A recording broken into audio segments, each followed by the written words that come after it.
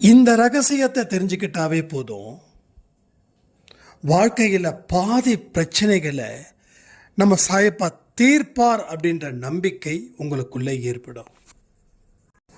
நீங்கள் நினைச்சது மட்டும்தான் நடக்குது. நீங்கள் என்ன நினைச்சீங்க? வாழ்க்கையில் நமக்கு பெரிய துன்பம் வரப்போகுதுன்னு நினைச்சீங்க, அது நடக்குது. இதை மாற்றி யோசிக்கக்கூடிய ரகசிய வழிகள் இருக்கு. அப்படி நீங்கள் நினைச்சிட்டீங்கன்னா துன்பம் இருக்காது, இன்பம் மட்டுமே இருக்கும். நாம் நிச்சயமாக பிச்சைக்காரர்கள் இல்லை. நம்ம மேலே யாரும் பரிதாபப்படுற அளவுக்கு நம்ம வாழ்க்கை கீழ்த்தரமானது இல்லை. உங்களோட பலத்தை தெரிஞ்சுக்காம நீங்கள் வாழ்கிறதே உங்களுடைய பலகீனமாக இருக்குது. நீங்கள் உயர உயர பறக்க வேண்டியவர்கள், ஆனால் தாழ்ந்து தாழ்ந்து பறக்கிறீங்க, அடிபடுறீங்க, உங்கள் உடல்நிலை பாதிக்கப்படுது, படுத்த படுக்கையாக இருக்கீங்க. இன்று இரவு நிச்சயமாக கடவுள் உங்களுக்கு மிகப்பெரிய சுகத்தை தருகிறார். உங்களுடனே அவர் பயணிக்கப் போகிறார். இந்த பதிவின் மூலமாக நடப்பது எல்லாம் நல்லவைகளே அப்படின்ற மனநிலை உங்களுக்கு வரப்போகுது. இன்று இரவு ஒரு அதிரடி வெற்றிக்கு தயாராகுங்க. ஒரு மிகப்பெரிய போர் கூட நடக்கும். ஸோ வாழ்க்கையை வெல்வதற்கு இந்த பதிவை பார்ப்பவர்கள் அத்தனை பேர்களும் சாட்சியாக நிற்பார்கள். இதை யாராலையும் மறுக்க முடியாது. உண்மையான விஷயங்கள் இந்த பதிவில் அடங்கியிருக்குது. ரகசியமான விஷயத்தை ரகசியமாக வச்சுக்கோங்க. அதுதான் உங்கள் வாழ்க்கைக்கு மென்மேலும் வெற்றியை கொடுக்கும். ஆரோக்கியமும் பெருகும், துன்பங்கள் அறவே நீங்கும்.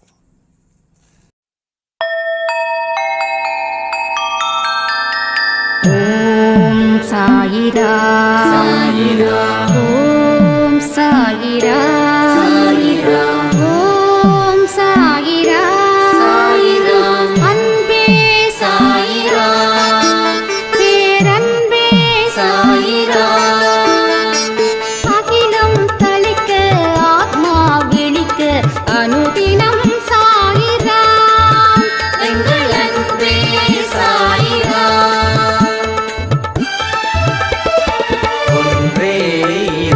ஒன்றே பூமிக்கென்றும் சாயிரா, சரணம் சாயிரா, நன்றே செய்து வாழ்வோம், நாம் ஒன்றே செய்து வாழ்வோம், அன்பே சாயிரா.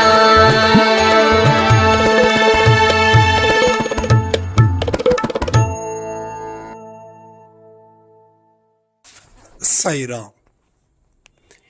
என் உயிரின் உயிரானவர்களே, ஒரு சாய்ராமுடைய மிராக்கள் 7 நாட்களுக்குள்ள அம்மன் கோயிலுக்கு நீங்க போங்க.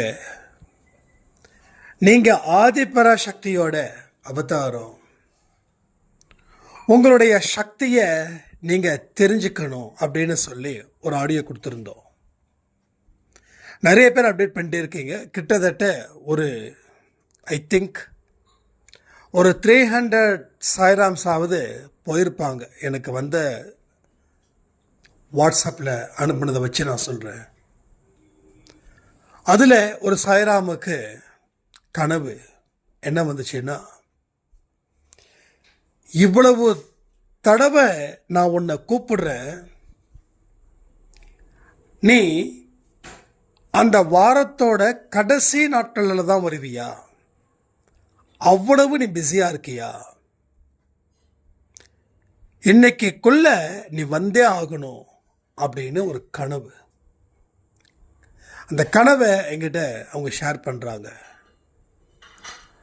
நான் உடம்பெல்லாம் வேர்த்து போயிடுச்சு, உடம்பெல்லாம் புல்ல அரிக்க ஆரம்பிச்சிடுச்சு. இப்படி ஒரு கனவு எனக்கு வந்திருக்கு. நான் கொஞ்சம் அசால்ட்டாக தான் இருந்தேன். சரி மெதுவாக போய்க்கலாம் அப்படின்னு சொல்லி. ஆனால் கொடுக்கக்கூடிய பதிவுகள் எல்லா தெய்வத்தோட சம்மதத்தோடு தான் இருக்குதுன்றதை நான் தெரிஞ்சுக்கிட்டேன். இனிமே நான் எதுலேயுமே அலட்சியம் காட்ட மாட்டேன் அப்படின்னாங்க. நான் உங்ககிட்ட கேட்டுக்கிறது எல்லாம் ஒன்னே ஒன்று தான். தயவு செய்து எந்த ஒரு விஷயத்தையும் அலட்சியப்படுத்தாதீங்க. நீங்க அலட்சியப்படுத்துறதால உங்களுக்கு என்ன நடக்குதுன்னா, ஒரு மோசமான வாழ்க்கைய இன்னும் மோசமான சம்பவங்கள் மூலமா உங்க வாழ்க்கைய அது நடுங்க வைக்கக்கூடிய செயல்களா மாறிடுது. நல்லா யோசிச்சு பாருங்க. இந்த ப்ராப்ளத்துக்கே நம்மால சால்வ் பண்ண முடியல. ஆலமரம் போல வளர்ந்து விரிஞ்சிருக்கு. இதற்கே நாம ஒரு யுகம் தேவைப்படுது சால்வ் பண்ண. பட் இதை விட 2 மடங்கு 3 மடங்கு 4 மடங்கு 5 மடங்கு பிரச்சனை வந்துச்சுன்னா நம்மால அதை எப்படி சால்வ் பண்ண முடியும்? அப்போ அலட்சியப்படுத்துறது உங்க வாழ்க்கைக்கு நல்லதா இல்ல உங்க வாழ்க்கைக்கு கெட்டதா? கமெண்ட் பண்ணுங்க. அப்போ வாழ்க்கையில சரியான திசையில நீங்க டிராவல் பண்ணும்போது உங்களுக்கு எவ்வளவு பெரிய டிராவல் பண்ணாலும் அழுக்காது. ஏன்னா உங்களுக்கு புரிஞ்சிடுச்சு, உங்களுடைய தேவைகள் இங்கே தான் இருக்கு, உங்க தேடுதல் இங்கே தான் இருக்கு. கடவுள் என்ன கொடுக்கணும்னு நினைக்கிறாரோ அது அந்த இடத்துல தான் இருக்குது அப்படின்னு நாம கன்ஃபார்ம் பண்ணி ட்ராவல் பண்ணும்போது நமக்கு எந்த இடத்துலையும் எந்த விதமான டயர்ட்னஸும் டெஃபினட்டாக இருக்காது. அப்போ ஒவ்வொரு நொடி பொழுதையும் நாம் எந்த மாதிரி செலவு பண்ணுறோன்றது நமக்கு முக்கியம். எல்லா மனுஷனுக்கும் 24 மணி நேரம் தான் கடவுள் படைச்சிருக்கார். யாருக்கும் குறைவாகவோ இல்லை யாருக்கும் அதிகமாகவோ படைக்கல. நீங்க மனசு வச்சா மார்க்கம் உண்டுன்னு சொல்லுவாங்க. நீங்க மனசு வச்சாதான் நீங்க நினைச்சது நடக்கும். எனக்கு இது தேவை அப்படின்னு சொல்லும்போது நம்ம அதற்கு உரிய எண்ணங்களையும் முயற்சிகளையும் உழைப்புகளையும் கடவுள்கிட்ட வேண்டுதலையும் நம்ம ஆசையையும் நம்ம கனவும் ஒன்றா இருக்கும்போது நாம் நினைச்சது அடையாமல் போயிடுவோமா என்ன? நல்லா வாழுவோம் அப்படின்னு மனசு நினைக்கணும். என்னாலையும் சிறப்பாக வாழ முடியும் அப்படின்னு மனசு நினைக்கணும். என்னாலையும் பல பேருக்கு உதவிகள் செய்ய முடியும்னு மனசு நினைக்கணும். இந்த பிரச்சனைகளில் இருந்து மீண்டு ஒரு சுகமான வாழ்க்கையை வாழ முடியும்னு மனசு நினைக்கணும். ஸோ அந்த மாதிரி மனசு உங்களுக்கு இருந்தாதான் கடவுள் நீங்க நினைச்ச வாழ்க்கையை நடத்தி வைப்பார்.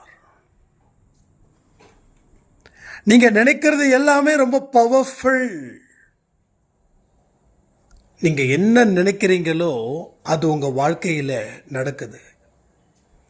இந்த கடன் வாங்கி என் வாழ்க்கை வீணாயிடும் அப்படின்னு நினைக்கிறீங்க, அது நடக்குது. இந்த கடனை என்னால் திருப்பி கட்ட முடியும், நான் பலமான மனுஷனாக மாறுவேன், வருமானத்தை அதிகரிக்க முயற்சி பண்ணுவேன் அப்படின்னு நீங்கள் நினைச்சாலும் அதுவும் நடக்கும்.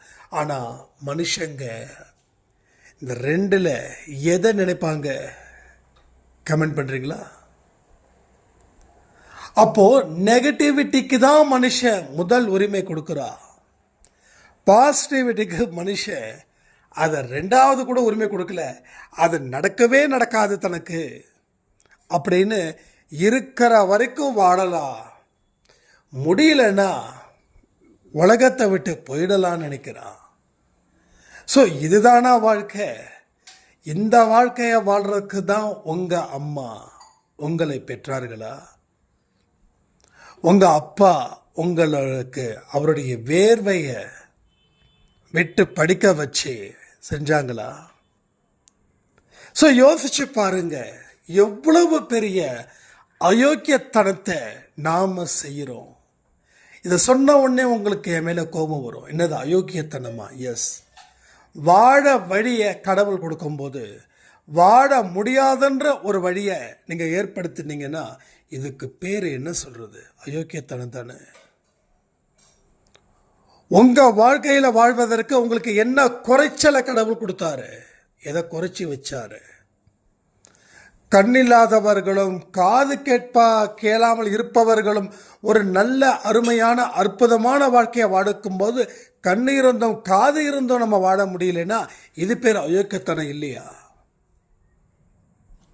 உங்களை நீங்கள் திட்டுங்க, அப்போதான் நமக்கு ரோஷம் வரும், அப்போதான் சுய கௌரவம் நமக்கு இருக்கும், சுய மதிப்பு நமக்கு இருக்கும், சுய சிந்தனை நமக்கு இருக்கும். ஆனால் நாம் நம்மளை பரிதாபமாக நினச்சா நாம் பிச்சைக்காரனாக வாழ்ந்துட்டுருக்கோன்னு அர்த்தம். யாராவது ஒருத்தங்க பிச்சை போட மாட்டாங்களான்னு சொல்லி பிச்சைக்காரர்களாக நம்ம இருப்பது உங்களுக்கு பிடிச்சிருந்தா நீங்கள் அப்படியே இருங்க. எனக்கு இது பிடிக்காது, சுய மதிப்பு, சுய சிந்தனை, சுய கௌரவம் இதுதான் எனக்கு தேவை அப்படின்னா நான் சொல்கிறத கேளுங்க. அயோக்கியத்தனத்தை முதல்ல வெளியேற்றுங்கள்.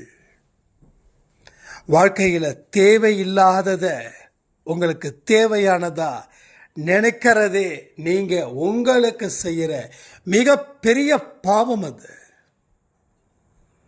அடுத்தவனை அழிக்கிறது பாவம்னு நிறைய பேர் நினைக்கிறீங்க. அதை விட பெரிய பாவம் என்ன தெரியுமா? உங்களை நீங்கள் அழிக்கிறது. அடுத்தவனை அழிக்கிறது கூட ஏதாவது காரணம் இருக்கும்.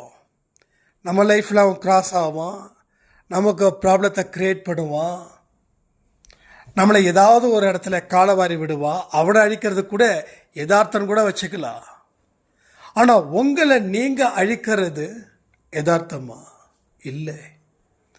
அப்போ எல்லா மனிதனும் தன்னுடைய சுய மதிப்பை அழிக்க முயற்சி பண்ணுறான், அதில் வெற்றி அடைகிறான், மதிப்பில்லாதவனா வாழுறான்.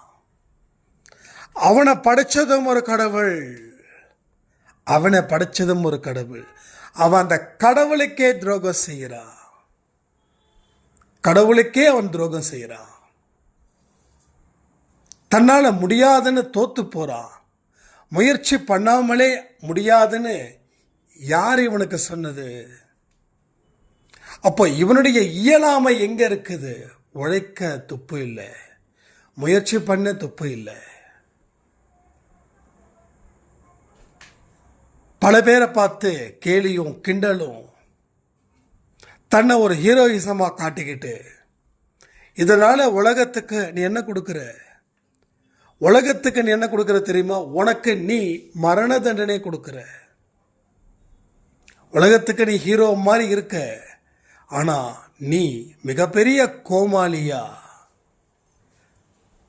மிகப்பெரிய ஒரு மரண தண்டனையை நீ உனக்கு நிறைவேற்றிக்கிட்டு இருக்க. அப்போ தேவையில்லாத விஷயத்தை தேவையானதா நினைச்சு செய்யும்போது எல்லா பிரச்சனைகளும் உங்கள் வீட்டின் கதவை நோக்கி வந்து கொண்டு இருக்கிறது. அது கூட்டம் கூட்டமாக வருது. ஒருத்தன் வரல, ரெண்டு வரல, உங்கள் வீட்டுக்குள்ள 10 பேர் இருக்க முடியும் அப்படின்னா 1000, 2000, 3000 சரியாக வருது. நான் சொன்னதெல்லாம் கொஞ்சம் யோசிச்சு பாருங்க. ஆரம்பித்தது என்னவோ ஒன்று, ஆனால் வந்துக்கிட்டு இருக்கிறதோ என்னமோ கோடி. எவ்வளவு சமாளிக்க முடியும்? எவ்வளவுதான் உங்களுக்கு பவர் இருக்குது யோசிச்சு பாருங்க. ஸோ பவரை பெருக்கி கடவுளை வழிபாடு செய்கிறது நல்லதா, இல்லை பவரை ஃபுல்லாக அழித்து கடவுளை வழிபாடு செய்கிறது நல்லதா? கடவுள் அப்படின்னா இஸ் அ நம்பிக்கை, இஸ் அ பலம், is a strength, it's a positive vibe, positive energetic, it's a complete energy level, it's a boost. So அதுவே இல்லாமல் நம்ம கடவுளோட கதவை தட்டுனா கடவுள் கதவை திறப்பாரா? கடவுள் கதவை திறக்க மாட்டார். நான் வந்திருக்கேன்னு சொல்லி பேரை சொல்லி கூப்பிட்டா கூட நீ யாருன்னு தெரியாதுன்னு சொல்லுவாரே தவிர கடவுள் கதவை திறந்து உனக்கு எந்த ஒரு விஷயத்தையும் செய்யவே மாட்டார். ஏன்னா நீ எதையுமே பயன்படுத்திக்கல வாழ்க்கையில். உனக்கு நீ துரோகம் செஞ்ச, நீ மற்றவனுக்கு துரோகம் செய்யறதை விட்டு நீ உனக்கு துரோகம் செஞ்ச, உனக்கு துரோகம் செஞ்சதால உன்னை நம்பி வந்தவங்களுக்கும் அது டைவர்ட் ஆகுது. ஸோ முயன்றால் முடியாதது என்பது எதுவும் இல்லை. இது பழமொழியா? இது அருமையான அற்புதமான ஒரு வார்த்தை. முடியும் அப்படின்றதால தான் இந்த சந்தோஷ் இங்கே வந்து பேசிகிட்டு இருக்கான். முடியாதுன்னு அவன் 5-6 வருஷத்துக்கு முன்னாடி ஒதுங்கியிருந்தானா இன்னைக்கு அவனுக்கு வயசு 4, 5 இல்லை 7. ஏன்னா அவனுக்கு மறுபிறவியில் அவன் குழந்தையாக இருந்திருப்பான். ஸோ முடியும் அப்படின்றதால தான் இந்த வயசில் இங்கே நின்று உங்கள் முன்னாடி நான் பேசிக்கிட்டு இருக்கேன். ஸோ எல்லாமே கணக்குங்க. மனுஷனுடைய கணக்கு, தெய்வத்தோட கணக்கு என்னைக்கு ஒத்து வருதோ அன்னைக்கு அவன் பாஸ். ஆனால் மனுஷனுடைய கணக்கும் தெய்வத்தோட கணக்கும் வித்தியாசமாக இருந்துச்சுன்னா அவன் வாழ்க்கையில் தோல்வி தோல்வி தோல்வியை மட்டும் அவன் அடைவான். உங்ககிட்ட நான் கேட்டுக்கிறது எல்லாம் ஒன்றே ஒன்று தான். பயன்படுத்திக்கோங்க. உங்களை நீங்கள் நல்லபடியாக பயன்படுத்திக்கோங்க. உங்களை நீங்கள் நல்லபடியாக பயன்படுத்திக்கும் போது கடவுள் பார்த்து ஆரவாரத்தோட, சந்தோஷத்தோட, மகிழ்ச்சியோட தன்னுடைய பிள்ளைகளுக்கு இன்னும் என்னென்ன தேவைகள் இருக்கோ அந்த தேவைகளை அவர்கள் கேட்காமலே வழங்கக்கூடியவர் தான் தெய்வம், கடவுள், ஆண்டவர், சாயப்பா. எந்த மதத்தில் இருக்கிற எந்த கடவுளாக இருந்தாலும் சரி, சரியா, நம்ம என்றைக்குமே எப்படி இருக்கணும்? ப்ராட் மைண்டடாக இருக்கணும். என் கடவுள் தான் எனக்கு தருவார், என் மதம் பெருசு, மற்ற மதம்லாம் சும்மா புஸ்வான மாதிரி, அந்த மாதிரிலாம் குறுகிய எண்ணத்தோட தயவு செய்து யாரும் இருக்கவே கூடாது. அது நமக்கு அசிங்கம். அன்பே சாய் குடும்பத்தில் இருக்கிறவங்களுக்கு அசிங்கம். ஜாதி மதம் பார்க்கக்கூடாது, உயர்ந்த சாமி தாழ்ந்த சாமி பார்க்கக்கூடாது. எல்லா தெய்வங்களும் நமது தெய்வங்களே. போன ஜென்மத்தில் நம்ம கிறிஸ்டினாக பிறந்திருப்போம், இல்லை முஸ்லீமாக பிறந்திருப்போம்.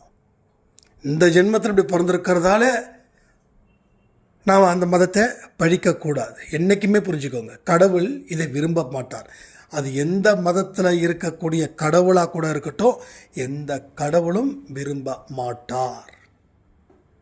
நீங்கள் சத்தியத்தின் படியும், உண்மையின் படியும், நேர்மையின் படியும் அதை தான் பார்க்கணும். நல்லவன் யார், கெட்டவன் யார். நல்லவன் கூட சகவாசம் வச்சுக்கோ, கெட்டவனை வாழ்க்கையில் தயவு செய்து நினச்சி கூட பார்த்துடாத. நினச்சி பார்த்தாலே ஆபத்து காத்துட்ருக்குன்னு அர்த்தம். நான் உங்கள் கூட சேரலையே, எஸ் நீ நினச்சாவே என்றைக்கா ஒரு நாள் சேர்ந்துருவேன். ஏன்னா கெட்ட பர்சனுக்கு ஒரு ஈர்ப்பு இருக்குது, அவன் கண்டிப்பாக கெடுத்து விட்ருவான். ஒன்றும் இல்லை, ரொம்ப கஷ்டப்படுறீங்க. ஒரு ஏதோ ஒரு ஊர், சரி ஞாபகம் இல்லை, ஐ திங்க் வந்து தர்மபுரியோ ஏதோ ஒரு ஊர். நல்லா சம்பாதிக்கிறாங்க, சூப்பராக சம்பாதிக்கிறாங்க. ஒரு பெரிய பிஸ்னஸ் பண்ணி ஏர்ன் பண்ணிகிட்ருக்காங்க. அப்போ வந்து ஏதோ ஒரு மல்டி லெவல் மார்க்கெட்டிங்கில் இருந்து ஒருத்தர் வராரு. வந்துட்டு சும்மா ஏதோ ஒரு ஃப்ரெண்ட்லி டாக் மாதிரி போகுது. நீங்கள் மாதம் எவ்வளோ சம்பாதிக்கிறீங்க அப்படி இப்படி கேட்கும்போது இவர் இன்ட்ரெஸ்ட் கொடுத்து கேட்குறாரு. அப்போ வந்து நீங்கள் ஒரு 1 லட்ச ரூபா கொடுங்க, உங்களுக்கு மந்த்லி 10,000 rupees வருது. நாங்கள் வந்து இது மாதிரி இந்த கம்பெனிஸில் இருக்கோம். 1 லட்ச ரூபா நீங்கள் இன்வெஸ்ட்மெண்ட் பண்ணால் போதும், 10,000 ரூபாய் உங்களுக்கு வரும். அதே மாதிரி 10 லட்சம் பண்ணால் போதும், 10 லட்சம் கொடுத்தீங்கன்னா போதும், உங்களுக்கு ஒவ்வொரு மாதம் 2 லட்சம் ரூபாய். இது 10%னா அது வந்து 100% என்னமோ பர்சன்டேஜ் கணக்கு. 1 லட்சத்துக்கு 10,000, அதே 10 லட்சத்துக்கு 1 லட்சம் தானே வரணும். 10 லட்சத்துக்கு 2 லட்சம் ரூபாய் நீங்கள் கொடுங்க, உங்களுக்கு கரெக்டாக இருக்கும் அப்படின்னு சொல்லி ஃபஸ்ட்டு 6 மாதம் நல்ல பேமெண்ட் பார்த்துருக்காரு. கடைசியில் வியாபாரத்தை அதை வந்து வேற ஒருத்தவங்களுக்கு விற்றுட்டு அந்த கேஷையும் இதில் தூக்கி போட்டிருக்காரு. அந்த இன்வெஸ்ட்மெண்ட்டில் நகை அடமானம் வச்சு அதை வச்சு இதை வச்சு எல்லாம் பண்ணாங்க. 2 வருஷம் ஓரளவுக்கு வந்தது இன்கம்ஸ் எல்லாமே. அதுக்கப்புறம் பெரிய பெரிய அளவில் கோடி ரூபாய் பக்கம் பண்ணாங்க. 2 மாதத்தில் கம்பெனி க்ளோஸ் பண்ணிட்டாங்க, காலி. இப்போ அந்த குடும்பம் நடுத்தெருவுக்கு வந்திருக்கு. அவருக்கு வயசோ 50-55 ப்ளஸ், நல்ல ராயல் ஃபேமிலி. எல்லா காசையும் விற்று அவங்க வாங்கின கடனை அடைச்சி, அதாவது இந்த இன்வெஸ்ட்மெண்ட்டுக்காக லோன் வாங்கியிருப்பாங்க இல்லையா, அதெல்லாம் கடனை அடைச்சி, கடனை வாங்கி இதை வாங்கி அந்த குடும்பம் நடுத்தரில் நிற்குது. இன்றைக்கி அவங்களுக்கு என்ன பண்ணுறது ஏது பண்ணுறதுன்னு தெரியல. இது இந்த மாதிரி சொல்லி 1 இயர் ஆகுது. அதுக்கப்புறம் எனக்கு எந்த ஃபோன் காலும் எந்த மெசேஜஸும் வரல.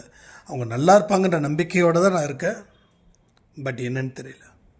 அப்போது ஒரு கெட்டவனுடைய ஈர்ப்பு சக்தி ரொம்ப பவர்ஃபுல். அதனால தான் நான் சொல்கிறேன், கெட்டவன் ஒருத்தன் இருந்தானா, உங்கள் உறவுகளோ உங்கள் நண்பர்களோ கெட்ட மனிதர்கள் இருந்தானா, அவங்களுடைய அந்த கெட்ட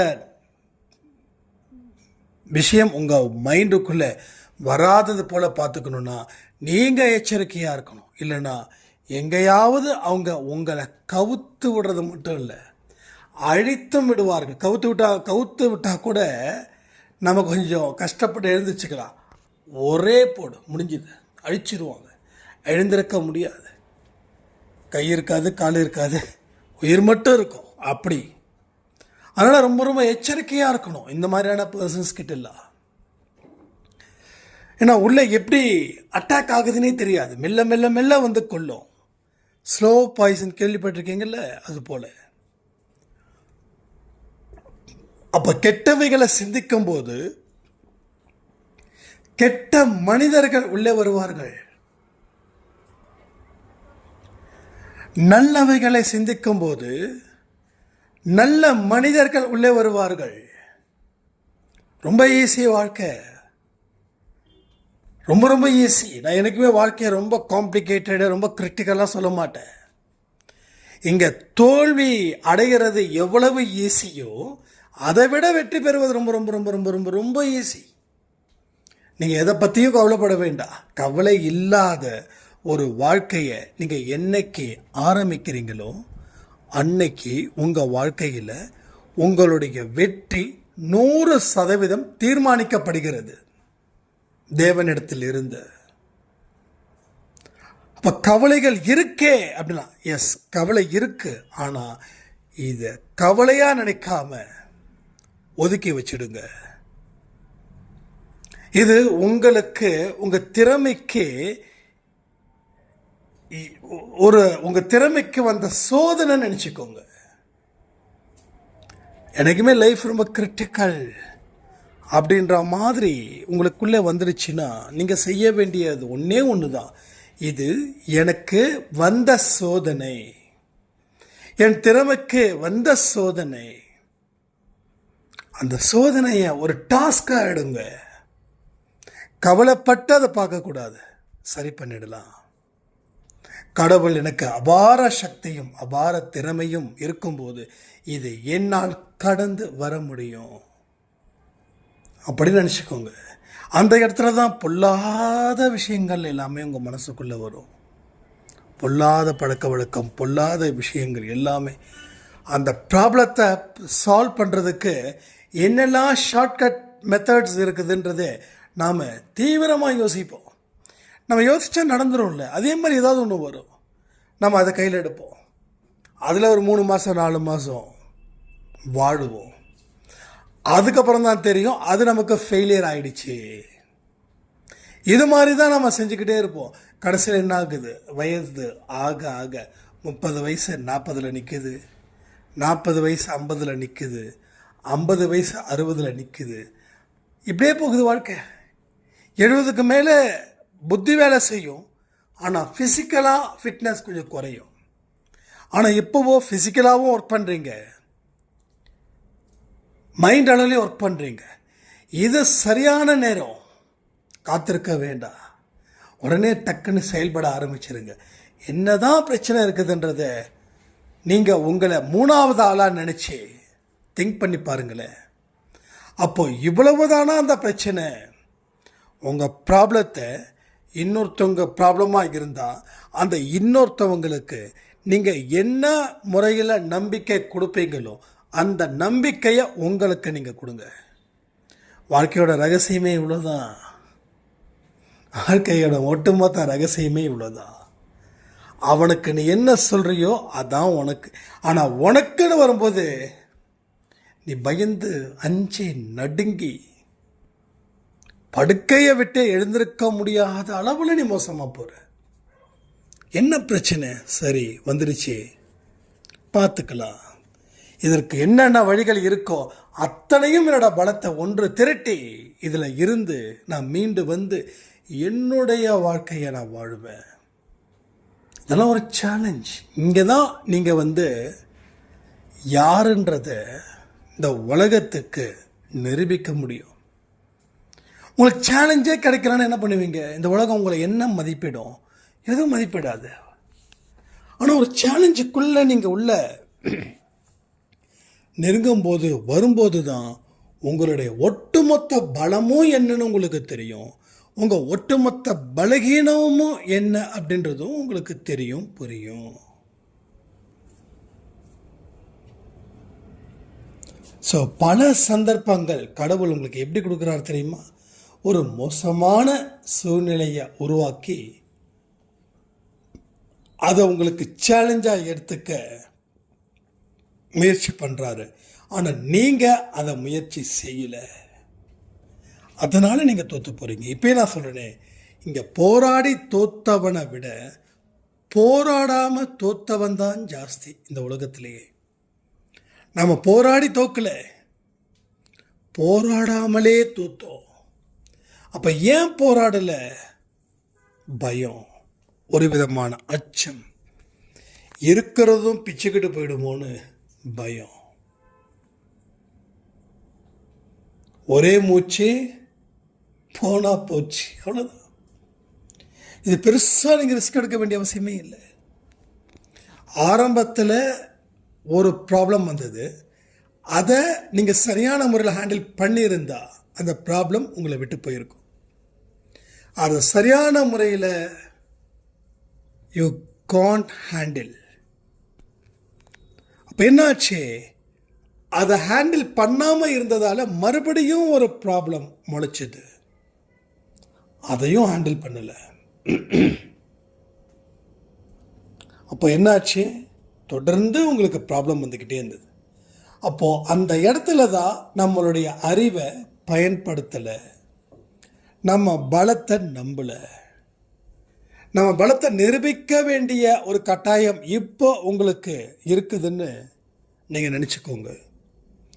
உங்களோட ப்ராப்ளத்தை ஓவராலாக பாருங்கள், எங்கே இருந்து ஆரம்பிக்கணும்னு ஸ்டார்ட் பண்ணுங்கள். ஆரம்பம் உண்மையான ஆரம்பமாக இருக்கணும். பாதியிலே இருந்து ஆரம்பித்து இதுதான் ஆரம்பம் நினச்சிங்கன்னா அது எந்த இடத்துலையும் கரெக்ட் ஆகாது. அப்போ சரியான இடத்துல ஆரம்பம். நீங்கள் யோசிக்கிறதுக்கு எத்தனை நாள் வேணாலும் எடுத்துக்கோங்க, ஆனால் யோசித்து முடித்ததுக்கப்புறம் ஆரம்பிக்கும் போது எந்த இடத்துலையும் பின்வாங்காதீங்க. நம்ம யோசிக்கிறதுக்கும் நேரத்தை எடுத்துக்கிறோம், ஆரம்பித்ததுக்கு அப்புறமும் யோசிக்க நேரத்தை எடுத்துக்கிறோம். அப்போது தொடர்ந்து நாம் எந்த விஷயத்தையும் செய்யாமலே யோசிச்சுக்கிட்டே இருக்கோம். சில பேர் சொல்லுவாங்க, 5 வருஷத்துக்கு முன்னாடி என்ன சொன்னாங்களோ அதை அப்படியே இப்பவும் சொல்லுவாங்க. இவங்க கடைசி வரைக்கும் யோசிச்சுட்டே இருப்பாங்க. அடுத்த 5 வருஷம் கழிச்சும் இதே பல்லவியை கண்டிப்பாக பாடுவாங்க. நீங்கள் வேணால் பாருங்கள். ஸோ அந்த லிஸ்ட்டுக்குள்ளே நாம் போயிடக்கூடாது. நம்மளுடைய கணக்கு, நம்மளுடைய வழக்கே வேறு. நீங்கள் இன்றைக்கும் சொல்கிறேனே, ஒரு ஸ்பெஷலைஸ்டு, நீங்கள் திறமை மிக்கவர்கள், நீங்கள் கடவுளின் குழந்தைகள். உங்கள் வாழ்க்கையோட எதிர்காலம் மிகவும் சிறப்பாகவே இருக்குது. உங்கள் எதிர்காலம் அழிக்கக்கூடியது இல்லை, வளர்க்கக்கூடியது. அடுத்த ஜென்மத்துக்கு இந்த ஜென்மத்திலேயே ஒரு அச்சாரத்தையும் ஒரு அஸ்திவாரத்தையும் ஒரு நல்ல தொடக்கத்தையும் தொடங்குவதாகத்தான் உங்களுடைய எதிர்காலமும் எதிர்கால ஜென்மமும் இந்த நிகழ்காலத்தில் எனக்கு தெரிகிறது. ஆனால் சொல்லக்கூடிய விஷயத்தை சரியாக பயன்படுத்திட்டா வாழ்க்கையை வெல்லலான்னு சொல்லி இந்த பதிவை நான் முடிக்கிறேன். ஜெய் சாய்ராம்.